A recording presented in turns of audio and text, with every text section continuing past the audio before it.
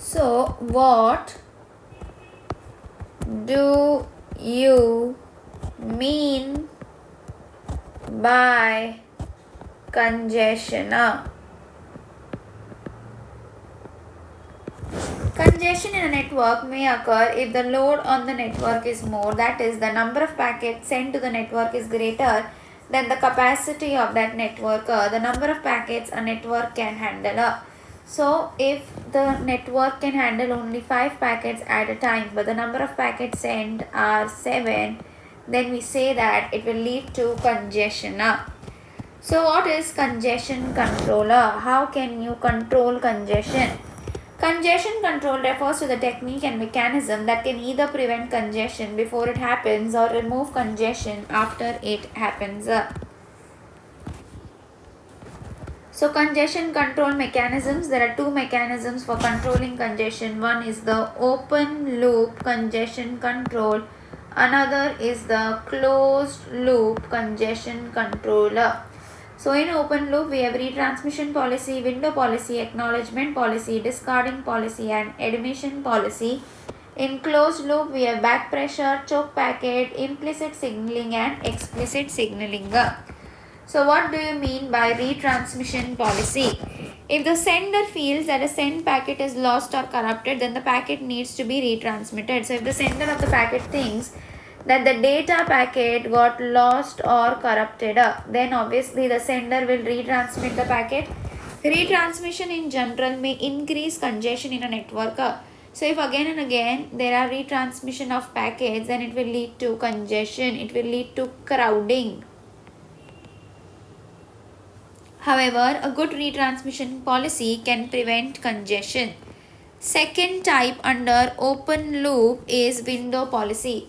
This type of window at the sender may also affect congestion. The selective repeat window is better than go back and end for congestion controller. So, in the window policy, we use the selective repeat window policy because this is preferred over go back and end window policy.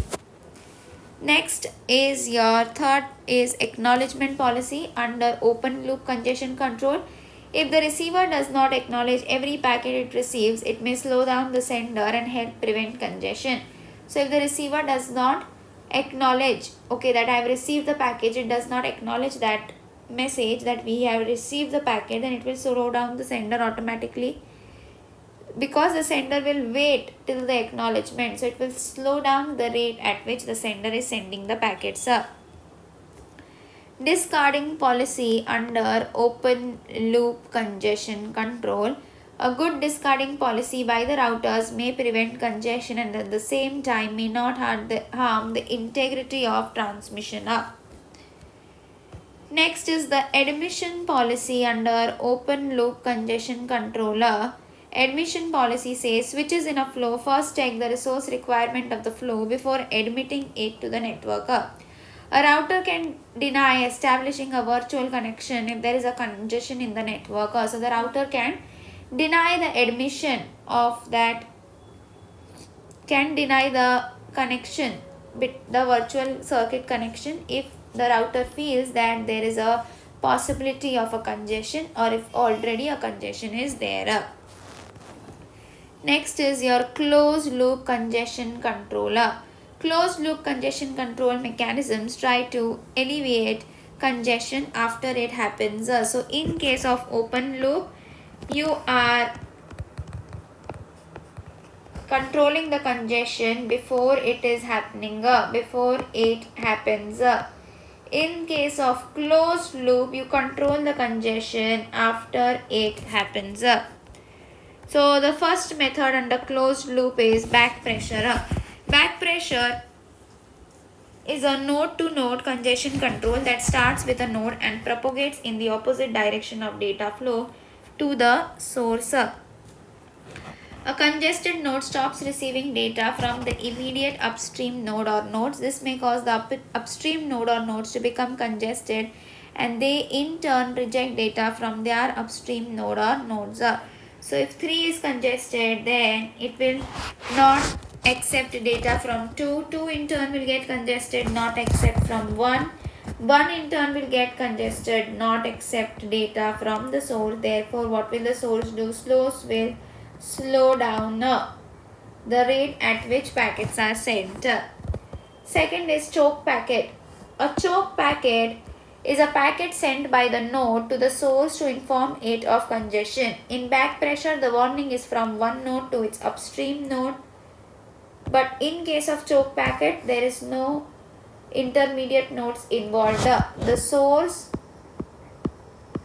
and the node which has sent. So in back pressure, if the third node has sent, then it will go to the second also, to the first also, and from that it will go to the source.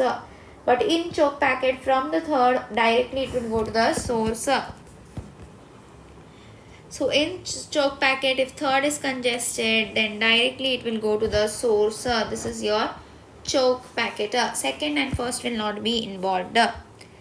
Implicit signaling.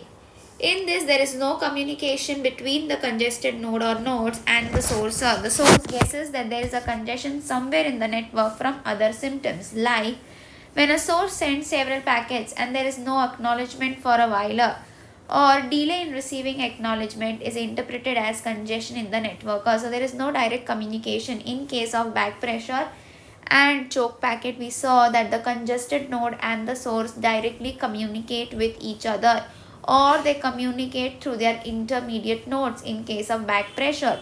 But in case of implicit signaling, there is no communication between the congested node and the source. How will the source understand? Source will understand if there is no acknowledgement sent from the node, then it will understand that the node has become congested. And the last method under closed loop is explicit signaling. The node that experiences congestion can explicitly send a signal to the source or destination. In the choke packet method, a separate packet is used for this purpose. In explicit signaling, the signal is included in the packet that carries data. So explicit signaling, again, congested node will only send it to the source, like in case of a choke packet. But in case of a choke packet, we were sending a separate packet to give the information. But in explicit signaling, no separate packet would be sent. The packets which are traveling with that packet only, so along with that packet only, the signal will be carried. No separate packet will be sent.